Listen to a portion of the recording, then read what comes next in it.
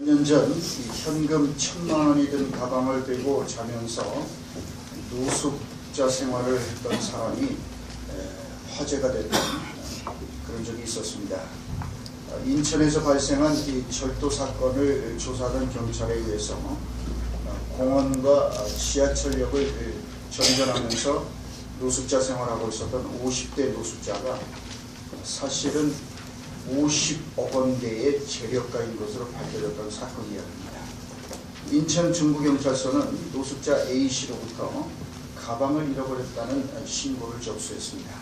술을 먹고 공원에서 자고 있었는데 누군가 A씨의 가방을 가져갔다는 것이었습니다. 범인은 곧 잡혔습니다. 50대 남자 B씨가 아침에 집 근처 공원에 올라와서 운동을 하러 갔다가 잠을 자고 있던 A씨 근처에서 뒹굴던 가방 하나 발견하고 그것을 주워가지고 간 것이었습니다. 그런데 경찰은 그 놀라운 사실을 확인할 수 있었습니다. A씨가 잃어버린 가방에 뜻밖의 1,000만 원대의 현금과 고급 금장시계가 들어있었던 것입니다. 노숙자가 이렇게 많은 현금과 금장시계를 가지고 있는 게 너무 의심스럽고, 그래서 그 출처를 의심한 경찰은 노숙자 A씨를 추궁했고, 결국 A씨는 자신이 사실은 부모님으로부터 엄청난 유산을 물려받은 자산가라는 사실을 털어놨습니다. 처음엔 경찰도 그 사실을 믿지 못했습니다. 하지만 A씨, 이 노숙자 A씨의 은행 계좌 확인 결과 실제로 50억 원대의 현금이 입금되어 있다는 사실을 확인한 뒤에야 경찰도 믿을 수 있었습니다. 경찰 관계자는 그 노숙자가 재산가라고 주장해도 처음엔 믿을 수 없었답니다. 그러나 자세한 내역은 말할 수 없지만은 A씨가 한 달에 받는 이자만도 1,000만 원이 넘는 것으로 경찰이 확인했다라고 그럽니다. 그렇다면 여러분, 50억 원대의 현금을 가지고 있는 재산가인 이 A씨가 왜 노숙자로 생활했을까요? 경찰에서 털어놓은 A씨의 사연은 이렇습니다. 그는 젊은 시절 부모님의 재산을 물려받은 뒤 한때 사업을 하기도 했지만은 실패했고 현재 이렇다 직업이 없는 상태입니다. 아마 보통 사람이라면은 집과 고급 자동차를 사는 등 부유한 생활을 즐겼을 법합니다. 하지만 결혼을 안 해 가족도 없는 A씨는 더 이상 돈을 벌 욕심도 없었고 세상살이에 별다른 흥미를 느끼지도 못했습니다. 결국 그는 모든 재산을 다 처분해서 은행에 그 어마어마한 돈을 은행에 맡기고 떠돌이 노숙자 생활을 시작했던 겁니다. 그래서 이 노숙자 A씨는 정기적으로 받는 이자를 가방 속에 넣고 다니며 가끔씩 그거를 꺼내보는 것을 유일한 낙으로 삼았습니다. 숙박비를 아끼려고 여관 대신 노숙을 계속했고 돈가방을 베개 삼아 잠드는 게 일상이었습니다. A씨는 경찰에서 호텔이나 모텔에서 자면 감옥 생활을 하는 것 같아 밤에 잠이 안 와서 노숙을 하게 됐다, 그렇게 말하며 새벽에 공원에서 운동하고 저렴한 식당에서 끼니를 때운 후에 낮에는 전철 타고 서울에 올라가서 사우나 같은 데서 시간을 보낸다고 그렇게 말했습니다. 한편 현재 A씨는 경찰의 권유로 돈가방 대신 현금 카드를 들고 다니고 있으며 앞으로도 계속 노숙 생활을 할 계획인 것으로 그렇게 알려졌습니다. 얼마나 한심하고 안타까운 일입니까? 50억 원대의 현금을 가지고 있는 사람이 길거리를 전전하면서 거지처럼 살아갑니다. 그 많은 돈으로 좋은 일 하면서 품격 있는 삶을 얼마든지 살아갈 수 있으면서도 그렇게 노숙자로 비루하게 누추하게 살아갑니다. 자신이 얼마나 존귀한 사람인지, 단 한 번밖에 없는 인생이 얼마나 소중한 것인지, 또 얼마든지 귀하게 살아갈 수 있는 능력과 조건을 가지고 있는지를 깨닫지 못하면 그 모든 좋은 조건이나 배경이나 능력이나 재능을 가지고 있을지라도 아무런 소용이 없다는 사실을 우리는 이 사람을 통하여 생각하게 됩니다. 자신이 가치 있고 의미 있는 삶을 얼마든지 살아갈 수 있는 능력과 조건과 재능을 가지고 있을지라도 그 사실을 깨닫지 못해서 노숙자로 전전하면서 인생을 낭비하고 있습니다. 마치 멸망하는 짐승처럼 살아갑니다. 그렇습니다. 깨닫지 못하면 존귀에 처해 있어도 그것이 소용이 없습니다. 깨달음은 있는 것도 없는 것이 되게 만들고 없는 것도 있는 것이 되게 만드는 것입니다. 부모의 사랑을 받고 있다는 사실을 깨닫는 자녀는 감사한 마음으로 살 것입니다. 하지만 사랑을 받고 있으면서 그 사랑을 깨닫지 못하는 자녀는 사랑이 없다고 불평하고 원망하면서 살아갈 겁니다. 사랑이 없는 게 아닙니다. 분명히 사랑이 있습니다. 그리고 그 사랑 속에서 태어났고 그 사랑을 받으며 지금까지 자라왔고 살아가고 있습니다. 문제는 그 사실을 깨닫지 못하는 겁니다. 깨닫지 못하는 사람에게는 이미 주어져 있는 은혜도 사랑도 기회도 축복도 보이지 않을 뿐더러 누릴 수도 없는 것입니다. 깨닫지 못하면 손에 쥐고 있어도 그것을 누리지 못하고 보지 못합니다. 그래서 가지고 있으면서도 없는 것이 되고 만듭니다. 남편의 은혜, 아내의 은혜를 깨닫지 못하는 사람은 같이 사는 사람의 은혜를 모릅니다. 함부로 대하고 당연시하다가 잃어버리고 난 뒤에 땅을 치며 후회를 하는 겁니다. 깨달을 때만이 은혜가 되는 겁니다. 자신 안에 재능이 있고 능력이 있고 기적이 있다는 사실을 깨닫지 못하면 그걸 가지고 있으면서도 한 번도 꺼내 사용하지 못하고 우물쭈물하다 그냥 끝나는 거예요. 그렇기 때문에 깨닫지 못하면 없는 것이나 마찬가지입니다. 그래서 우리에게 필요한 것 가운데 하나는 깨달음의 은총입니다. 빨리 깨달을수록 좋습니다. 깨닫는 것만이 내 것이 되는 거예요. 깨닫는 것. 그리고 우리는 깨닫는 만큼만 누릴 수 있고 깨닫는 만큼만 행복할 수가 있어요. 마땅히 깨달아야 될 것을 깨닫지 못함으로 인해서 어리석고 무지한 자로 살다가 인생을 끝내는 경우가 얼마나 많은지 모릅니다. 깨달음이 없는 데서 비롯된 그릇된 가치관 때문입니다. 무엇이 정말 소중한 것입니까? 어떻게 사는 것이 한 번밖에 없는 인생을 제대로 그리고 바로 사는 것일까요? 무엇이 정말로 나를 행복하게 할 수 있는 길입니까? 우리들의 인생은 어디에서 와서 무엇을 위하여 살다가 또 어디로 가는 것입니까? 이런 문제에 대한 깨달음이 없는 까닭에 자신이 가고 있는 길이 죽는 길인지 사는 길인지 모르고 그릇된 욕망으로 안 만들고 질주하고 있습니다. 그래서 수많은 사람들이 한 번밖에 없는 인생을 멸망하는 짐승처럼 삽니다. 그런 까닭에 오늘 본문은 말씀합니다. 존귀하나 깨닫지 못하는 사람은 멸망하는 짐승 같다. 오늘 본문 시편 49편은 세상의 부와 번영을 의지하지 말고 하나님을 의지하라고 권면하는 교훈시에, 장르로 보면 교훈시에 해당되는 그런 시편입니다. 그래서 본문 말씀 앞 1절부터 19절까지의 말씀의 내용은 돈이 우리를 천국으로 데려가지 못할 뿐만 아니라 돈은 우리를 죽음에서 구원할 수도 없기에 부자들도 짐승들과 마찬가지로 죽을 것임을 말합니다. 어떤 사람이 부자가 되더라도 그 집에 재산이 늘어나더라도 그도 죽을 때에 아무것도 가지고 가지 못하며 그의 자산이 그를 살리지도 못하고 비록 사람이 이 세상에서 부유하게 살고 성공하고 칭송을 받아도 결국 마지막에 남는 것은 아무것도 없고 희망한 것이야. 응? 결국 유통기한이 짧은 멸망하는 짐승과 같다고 말씀합니다. 그래서 오늘 13절 말씀은 이것이 바로 어리석은 자들의 길이며 그들의 말을 기뻐하는 자들의 종말이로다. 그들의 마지막 종말이라. 허무한 종말이라. 그래서 깨달음의 은총을 입어야 된다는 겁니다. 존귀에 처하나 그러나 깨닫지 못하는 사람은 멸망하는 짐승 같다. 유대인들의 10계명에 관한 재미있는 이야기가 있습니다. 유대인들에게는 10계명이 아니라 11계명이 있다는 겁니다.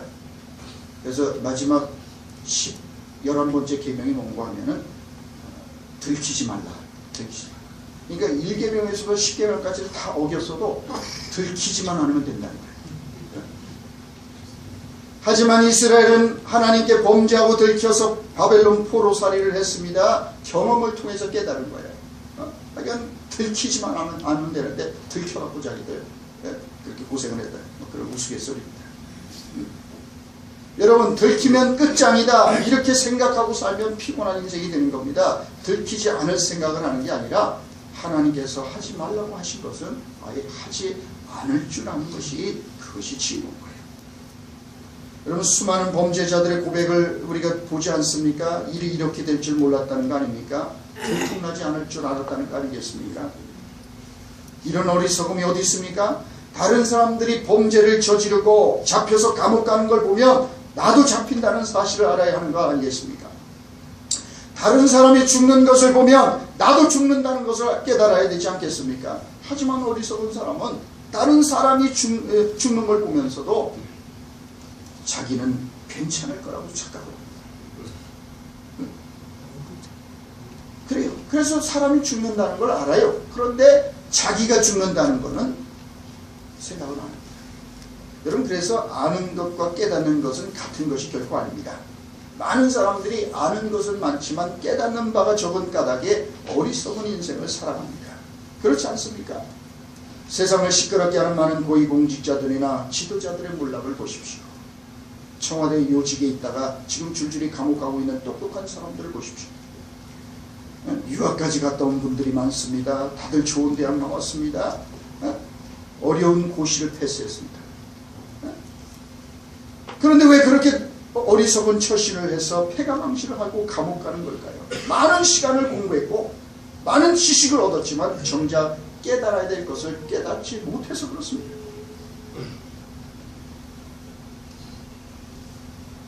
인생의 많은 복잡한 문제들이 사실은 깨달음의 문제와 직결되어 있습니다. 깨달음이 없고 잘못되는 이유는 가치관의 문제입니다. 그래서 잠언 9장 10절은 말씀합니다. 여호와를 경외하는 것이 지혜의 근본이요 거룩하신 자를 아는 것이 명철이니라. 진정한 깨달음의 출발 지점이 뭔지 아십니까? 기독교 가치관의 핵심은 여호와를 경외하는 것이고 거룩하신 분을 아는 것입니다. 창조주 하나님을 아는 것, 깨닫는 것. 그래서 호세아서 4장 6절에서 주님께서 뭐라고 말씀합니까? 내 백성이 지식이 없으므로 망하는 거다. 하나님을 아는 지식, 그 깨달음이 없어서 망한다는 거예요. 과학이 모자라서 돈이 없어서 교육을 받지 못해서 망하는 게 아니라 사람이 망하는 것은 내 백성이 하나님을 아는 지식이 없으므로 망하는 거예요. 창조주 하나님을 깨닫지 못했어. 자신의 인생이 어디서 왔는지, 무엇을 위해서 살아야 되는지, 어디로 가는지, 이 궁극적인 질문에 대한 깨달음이 없어서 망한다는 거예요.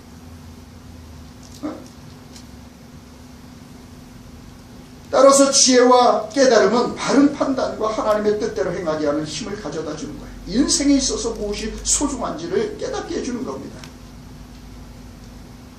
이런 깨달음이 없기 때문에 먼저 해야 될 것을 알지 못합니다. 해서는 안 되는 일을 합니다.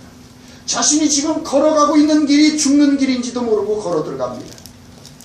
수많은 사람들이 자신이 지금 그게 살 길인 줄 알아요. 그게 죽는 길인지를 깨닫지 못해요. 사는 길인 줄 알고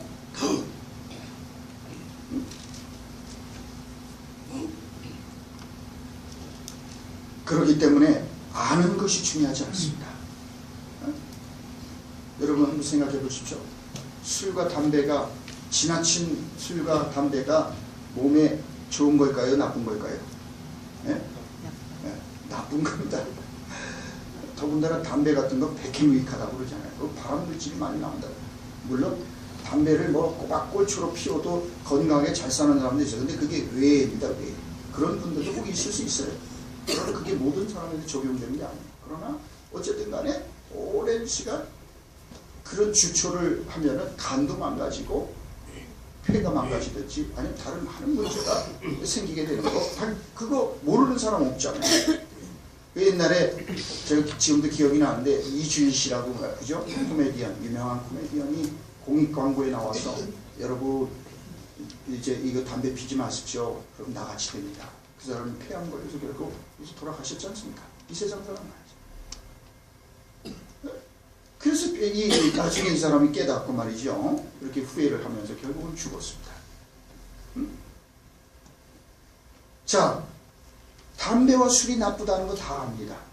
그런데 그것이 정말 버려야 될 것인지를 깨닫지는 못해요. 머리로는 다 알아요. 이거 하면 안 된다는 거. 근데 이게 가슴으로 깨닫지 못합니다. 그래서 끊지를 않습니다. 그걸가 정말 내 삶을 삼킬 수 있다는 것을 우리가 깨닫지 못하기 때문에 그렇습니다.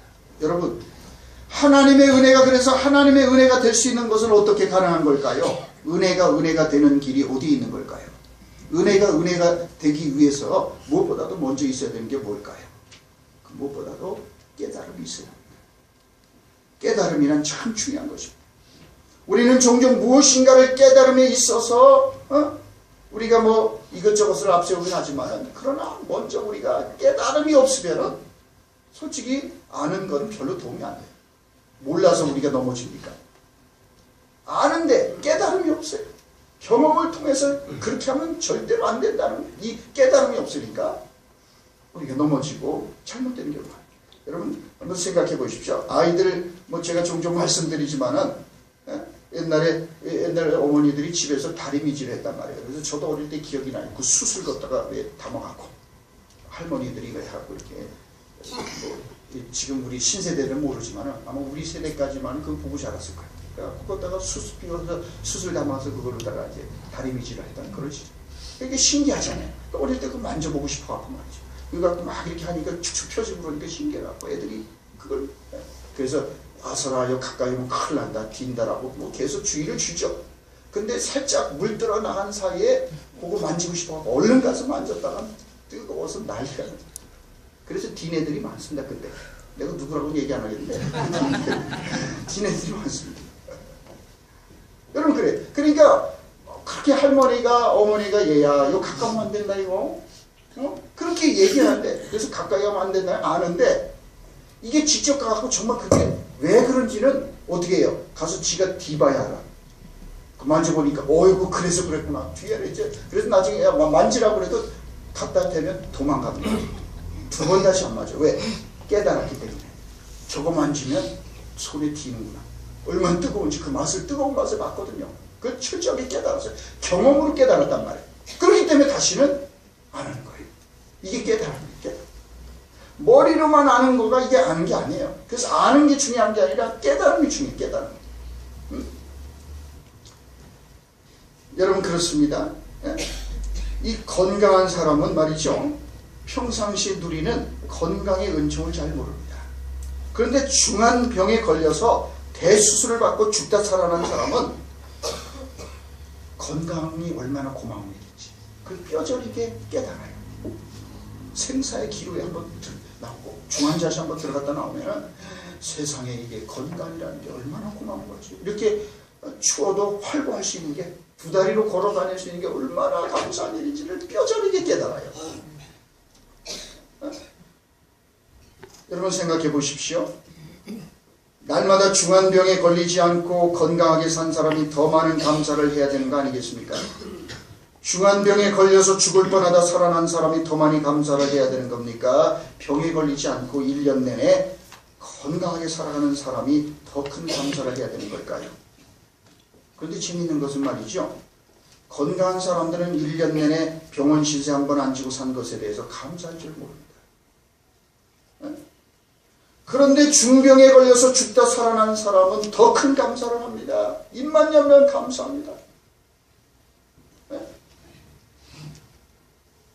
오히려 진짜 감사할 사람들은 감기 한 번 안 걸리고 1년 내내 12월 달까지 잘 살아왔는데, 근데 그런 사람은 감사 한 번 한 걸 제대로 할 줄 몰라요. 근데 병 죽었다가 죽을 뻔해서 살아난 사람은 병원에서 태어나고 집으로 담갑니다. 먼저 예배당으로 와서는 돌아올 수 있게 해주셔서 감사합니다. 예배당에 먼저 와서 감사 기도하고 집에 간다. 태어나면서 다시 여기다가 예배하러 왔으니까 이렇게 감사할 수가 있어요. 죽을 수도 있었는데, 중환자실에 못 나올 수도 있었는데 나왔으니까 감사해서 집으로 못 가는 거예요. 예배당부터 가자는 거예요. 예배당 가서 기도하고 감사합니다 하고 네? 여러분 그렇습니다. 이 부자에게는 밥 한 그릇을 사주더라도 비싼 데 가서 아주 비싼 음식을 사줘야만 대접받았다고 생각을 합니다. 그런데 노숙자에게는 따뜻한 국밥 한 그릇 사줘도 눈물을 글썽이면서 잘 먹었다고 감사합니다. 왜요? 노숙자는 추위가 무엇인지 배고픔이 무엇인지 처절한 경험을 통하여서 깊이 깨달았기 때문에 국밥 한 그릇의 그 고마움과 감사를 절절히 깨달아 하는 거예요. 따뜻한 그 몸은 얼마나 죽겠어요 이 겨울에. 그 국밥 한 그릇 사주면 눈물을 글썽이면서 감사하면서 먹고 가는 거예요.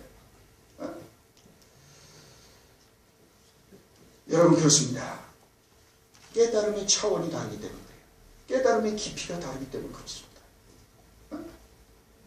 그래서 죽다가 살아난 사람의 감사가 남다를 수밖에 없는 겁니다. 깨달음의 크기가 다르기 때문입니다. 그래서 만족과 만족감은 다른 겁니다. 만족감을 모르는 사람은 아무리 좋은 형편과 여건과 조건 속에 있어서 불만과 불평 속에서 살아갑니다. 만족감을 깨닫고 있는 사람은 모든 것에서 만족을 느끼며 감사하며 살아가시는 거예요. 만족감이 없는 사람은 모든 것에 대해서 불평하면서 살아갈 수밖에 없습니다. 그러니까 여러분 깨닫는 것이 천국과 지옥을 결정하는 거예요. 행복과 불행이 얼마나 깨달을 수 있느냐 하는 깨달음에 달려있는 겁니다. 우리는 깨닫는 만큼만 누리며 살 수 있기 때문에 그래요. 응? 아무리 많이 가지고 있고 누리고 있어도 깨닫는 것만큼만 내 것이 되는 겁니다. 깨닫는 순간에 지금까지 없었다고 생각하는 것이 있는 것으로 바뀌는 겁니다. 반면에 손에 쥐고 있으면서도 깨닫지 못하는 사람에게는 그게 없는 게 되는 거예요. 50억대의 어마어마한 현금을 가지고 있어도 그걸 가지고 폼나게 살 수 있다는 걸 이걸 모르는 사람, 깨닫지 못하고 그냥 그 은행에 그 처박아 놓고 말이죠. 거지처럼 노숙자 생활. 사우나 하나 들어가 있고 공원에서 이렇게 노숙자로 사는 얼마나 안타까운 일이겠어요. 가지고 있다고 합니다. 그 깨달음. 응?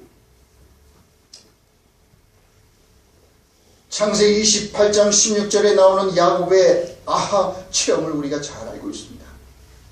그가 돌베개를 베고 잠들었다. 도망치던 길에서 했던 그 루스다, 그 황량한 거, 아무것도 없는 절망의 땅. 도서 그는 하늘이 열리고 사닥다리가 내리고 하늘의 천사가 오르락 내리락 하는 것을 봅니다. 그리고 잠에서 깨어나서 주께서 분명히 이곳에 계시는데 내가 미처 그것을 몰랐구나 라고 야곱은 거기서 귀한 깨달음을 얻습니다. 응? 그리고 그 깨달음이 야곱의 삶에 놀라운 변화를 가져다 줍니다. 여러분 그래요. 그래서 그 깨달음 이전과 이후의 삶이 야곱에게 있어서 분기점이 되고 달라집니다. 어디를 둘러봐도 하나님이 계실 만한 곳이 아닌 듯한 비관적 전망만이 지배하고 있는 그런 이 루스 땅, 그 황량한 땅, 그 상황에 놀랍게도 하나님께서 함께 하시고 계시다는 거예요. 내 인생의 그런 절망스러운 것. 그래서 소망이라고는 눈을 씻고 찾아봐도 찾아볼 수 없는 그런 자리에 하나님께서 여기 계시고는 함께하고 계신다는 사실을 깨닫는 순간 야곱의 인생이 달라진 거예요. 하나님이 여기 나와 함께 하시는구나. 내 인생의 이런 절망스러운 현실에 하나님 나와 함께 하시는구나. 여러분 우리가 살아가는 자리, 내가 절망하는 그 자리가 놀랍게도 하나님께서 이미 나와 함께하고 계시는 은혜의 자리고 하나님의 은총 안에 이미 들어있다는 사실. 내 인생이 지금 흔들리고 있고 벼랑 끝에 선 것처럼 보이고 이제는 끝장이 난 것처럼 보이고 바닥을 친 것 같이 보이는 그런 현실일지라도 이미 하나님께서 하나님의 은혜 안에 있다는 사실을 깨닫는 사람에게는 돌연 그 절망의 땅이 소망의 땅으로 바뀌는 거예요. 절망의 자리에서 소망의 자리로 옮겨지는 인생이 되는 거예요. 네? 그렇습니다. 이 사실을 깨달아야 돼요. 이런 깨달음에서 험한 세상을 이기게 하는 믿음의 힘이 나오는 거예요. 그래서 야곱은 그 루스 땅에서의 그 깨달음 때문에 벌떡 일어나서 그다음부터는 그는 소망의 사람은 전혀 다른 사람으로 살아가기 시작했던 거예요. 그러므로 우리 모두에게 필요한 것은 은혜에 대한 깨달음입니다. 여러분 지금 우리나라는 박근혜 대통령이 탄핵되는 상황이 되었습니다. 당장은 혼란스럽고 어렵겠지만은 장기적으로 볼 때는 정말 잘된 일이 아닐 수 없습니다. 축하할 일이라고 저는 개인적으로 생각합니다. 하나님께서 이 나라를 사랑하셔서 이런 문제가 다 들통나게 해주셨다고 생각합니다. 그래야 썩은 부분, 잘못된 부분을 바로잡을 수 있기 때문에 우리나라는 이번 일을 통하여 백성들의 눈높이가 확 높아지고 그리고 고위공직자들에 대한 윤리 기준도 훨씬 더 높아질 거예요. 이제 어줍지 않게 하는 고위공직자들은 발붙일 곳이 점점 더 없어질 거예요. 대통령 하겠다는 사람도 자신의 주변 관리 제대로 할 것이고 자신의 개인 관리 두려워할 거예요. 백성들의 민심을 봤으니까 이제 함부로 못할 거예요. 얼렁뚱땅 이제 통하지 않는다는 거 알았을 거예요. 그러니까 고위공직사에도 정신을 좀 번쩍 차릴 거예요. 그러니 장기적으로는 잘된 일이 아닐 수 없습니다. 생각해 보십시오. 들통 안 나고 그냥 넘어갔다고 생각해 보십시오. 속으로 점점 더 병들어가는 나라가 되었을 겁니다. 망해가고 있으면서도 망해가고 있는 사실조차도 깨닫지 못할 수 있었을 거예요. 들통난 것이 축복입니다, 여러분. 이렇게 온 나라가 시끄러울 정도로 몸살을 앓을 정도로 이렇게 큰 문제로 비화된 것이 축복입니다. 이제 온 백성이 나라 꼴이 이렇게 되어가서는 안 된다는 사실을 깨달았기 때문입니다. 그래서 도저히 묵과할 수 없기 때문에 촛불을 들고 다 광화문으로 나온 거 아니겠어요? 이런 사건을 통해 온 나라 백성이 귀한 깨달음을 수억 년은 비싸게 냈지만 깨닫게 되었기 때문에 그래요. 여러분 그렇습니다. 그래서 정말 우리는 무엇보다도 깨달음의 은총을 입어야 합니다. 그래서 정말 우리가 고민해야 될 것은 우리가 지금 정말 어떤 상태인지를 깨달아는 것. 그래서 지난 주일에도 말씀을 드렸지만 저는 늘 파스칼이 했던 그 말을 잊을 수가 없습니다. 인간에게 있어서 자신의 상태보다 더 중요한 것은 없다. 그리고 영혼처럼 무서운 것은 없다. 여러분 그래요. 인간에게 있어서 자신의 상태보다 더 중요한 건 없다. 그리고 영혼처럼 우리에게 무서운 건 없다. 지금 우리 자신이 어떤 상태인지를 깨닫는 것보다 더 중요한 건 없습니다. 지금 내 영혼의 현 주소가 어디에 있는지를 정확히 깨닫는 것보다 더 시급한 일은 없습니다. 눈앞에 죽음이 성큼 다가오고 있는데도 그 사실을 깨닫지 못하고 천년만년 살 것처럼 정신을 차리지 못하고 산다면 얼마나 안타까운 일이겠습니까? 한 번도 자신의 영적인 상태, 신앙의 상태에 대해서 생각하지 않고 고민하지 않고 이래도 이렇게 살아도 되는 것인지 이렇게 신앙생활에도 문제가 없는 거죠. 그렇게 우리가 그렇게 살아간다면 우리의 삶은 조금 더 깊어지거나 새로워질 수 없다는 사실. 여러분 그렇기 때문에 파스칼이 한 그 말, 인간에게 있어서 자신의 상태보다 더 중요한 것은 없다. 상태, 우리의 삶. 우리가 이렇게 살아도 되는 걸까요? 이렇게 신앙생활해도 괜찮은 걸까요? 이렇게 쭉 예수 믿다가 주님 앞에 서도 괜찮을까요?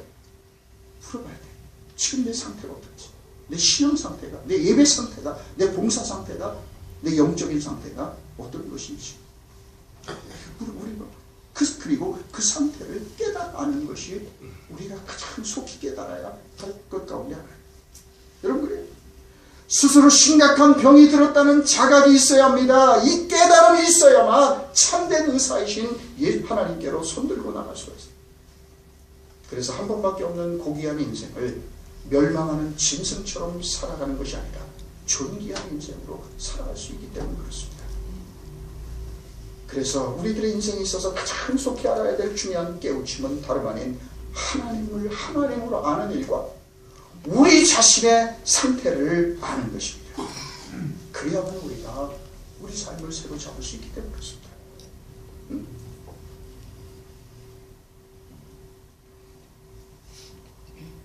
그렇습니다.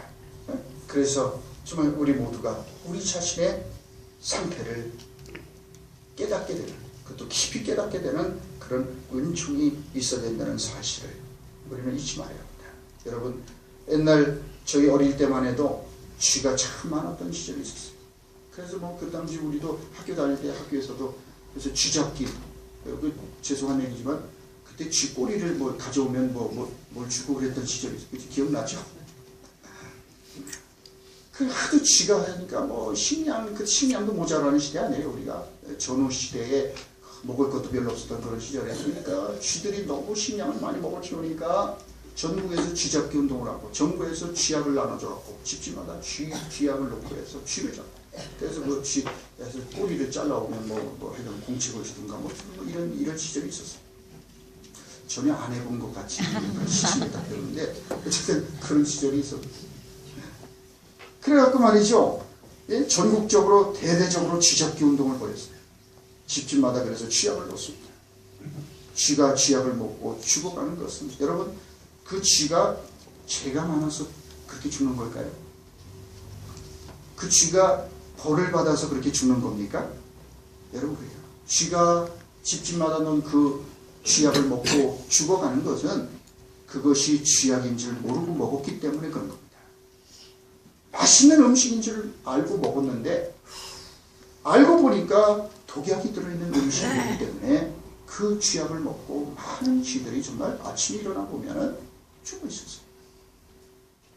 여러분 마찬가지로 수많은 인생들이 범죄를 저지르는 것도 따지고 보면 무지해서 그렇습니다. 도박을 하고 바람을 피고 하는 일이 훗날 어떤 목적지에 자신을 데려다 놓을지 그 결과를 모르기 때문에 용감하게 그렇게 사는 겁니다. 아이들이 노는 데 빠져서 공부를 안 하는 일탈행위를 하는 것도 몰라서 그렇습니다. 지금 당장 눈앞의 즐거움과 쾌락을 선택하면 나중에 괴롭다는 사실을 깨닫지 못해서 일단 놀고 보는 거예요. 그래서 인생의 수많은 고통과 불행의 원인은 무지와 어리석음에 있는 것입니다. 깨달아야 될 것을 깨닫지 못하는 데 있습니다. 세상의 모든 고통에서 벗어나려면 무엇보다도 그래서 무지와 어리석음에서 벗어나야 하는 겁니다. 그래서 깨달음의 은총이 중요하다고 주님께서 말씀하는 겁니다. 깨달음이 우리를 그 모든 속박에서 벗어나게 할 거예요. 여러분 혹 땀을 뻘뻘 흘리면서 악몽을 꾸고 있을 때 어떻게 해야 그 악몽으로부터 벗어날 수 있습니까? 어떻게 하면 악몽에서 벗어날 수 있어요?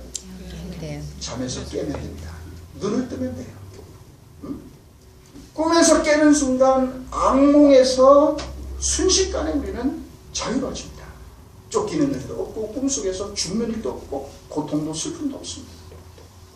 비행기가 겨울 하늘에 쫙 꼬리 뒤에 꽁무니에 뭘 흘리면 그렇게 날아가도 조금 지나면 아무런 흔적이 남지 않는 것처럼 우리가 꿈에서 깨면 악몽에 시달렸다 해서 한순간에 흔적도 없이 사라집니다. 새가 허공을 날아가도 아무런 흔적을 남지 않듯이 말입니다. 하지만 어리석은 사람들은 좋은 꿈을 꾸기를 원합니다. 로또 복권에 당첨되는 꿈을 꾸기도 원합니다. 꿈속에서 왕이 되고 왕비가 되는 꿈을 꾸기도 합니다. 하지만 지혜로운 사람은 그것이 좋은 꿈이든 나쁜 꿈이든 꿈인 줄 알고 꿈에서 깨어납니다. 어떤 좋은 꿈을 꿀 거냐가 목표가 아니라 꿈에서 깨는 것이 우리들의 진정한 목표인 겁니다. 꿈은 어차피 좋은 꿈이 됐든 나쁜 꿈이 됐든 간에 그건 신기루에 지나지 않는 것이기 때문에 눈을 뜨는 순간 흔적도 없이 사라진 것이기 때문에 그렇습니다. 꿈속에서 아무리 로또 복권에 당첨이 되었을지라도 눈을 뜬 뒤에도 그 돈을 손에 쥔 적은 없습니다. 그렇지 않아요? 꿈속에서는 그런데 깨어나면 아무것도 없잖아요. 그래서 인생이 일장춘몽이라는 사실을 깨닫는 사람은 속박에서 벗어나 자유인으로 살아갈 수 있게 되는 거예요. 우리가 부자냐 가난하냐 이딴 것들이 사실 그렇게 중요하지 않아요.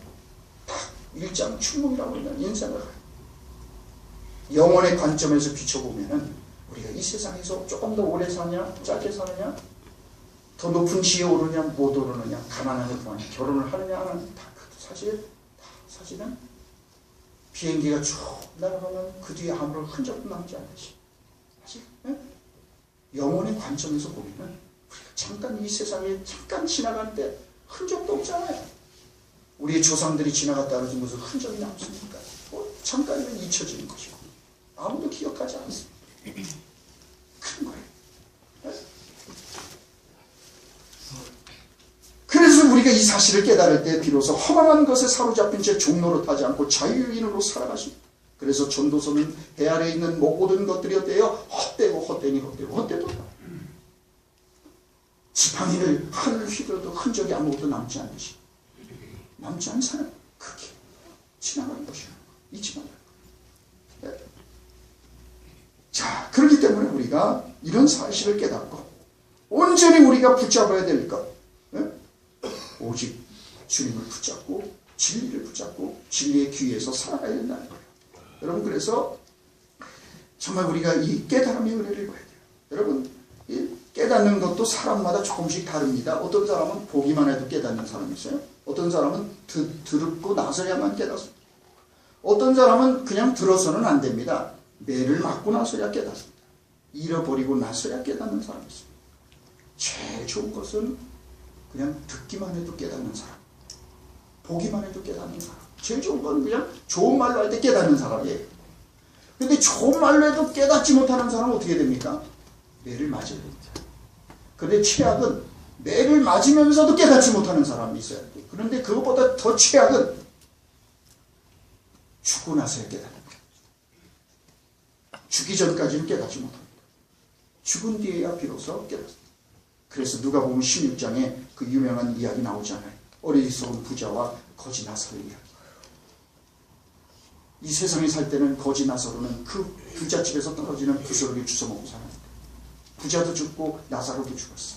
근데 나사로는 하늘나라에 가 있고 부자는 지옥에 떨어졌어요. 그러니까 죽고 나서 이 부자가 깨달았어요.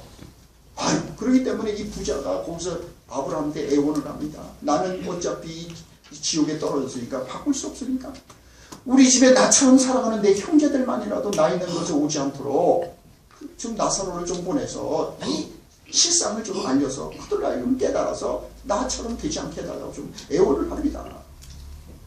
그때 아브라함을 통해서 하신 말씀이 뭡니까?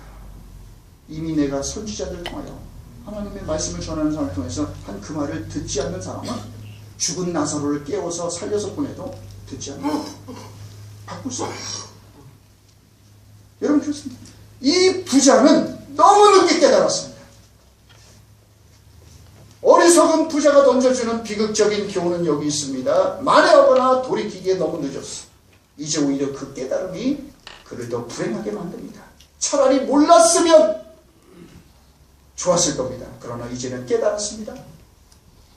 깨달았지만 이제는 소용이 없습니다. 가슴을 치고 땅을 치면서 후회해도 소용이 없습니다. 바꿀 수 없기 때문에 영원한 그 지옥에 떨어져서 그걸 바꿀 수 없기 때문에 그는 그렇게 후회하면서 자기 동생들만이라도 오지 않게 할 수 있는 길을 찾으면 후회합니다. 여러분, 그렇습니다. 어리석은 인생의 특징 중에서 깨닫지 못하는 거예요. 죽을 지경이 돼서야 겨우 깨닫습니다. 여러분, 그렇습니다.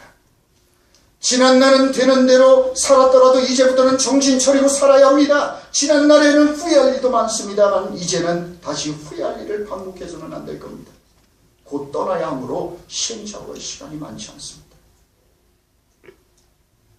그렇지 않으면 우리는 회한과 후회 속에서 한많은 인생을 마치게 될 수도 있습니다.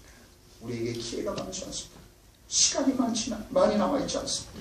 우리들의 인생은 결코 계속되지 않을 겁니다. 우리들의 인생의 성탄의 계절에 우리를 찾아오신 그리스도가 얼마나 소중한 분이신지를 우리가 새롭게 깨달아야 합니다. 무엇보다도 지금 나의 상태가 어떤지를 깨달아야 합니다. 그래서 점점 더 멀어져가는 세상을 아쉬워하지 말고 점점 더 가까워오고 있는 하늘나라를 바라보며 주님을 만날 준비를 잘해야 합니다. 성탄절에 우리를 찾아오셨고 다시 오실 그 예수 그리스도, 그분을 맞이할 준비를 잘 살아가는 남은 인생의 후반전이 되시소. 그래서 남은 인생을 후회 없이 멋지게 살아가는 은총이 있기를 주의 이름으로 축원합니다. 아멘. 고맙습니다.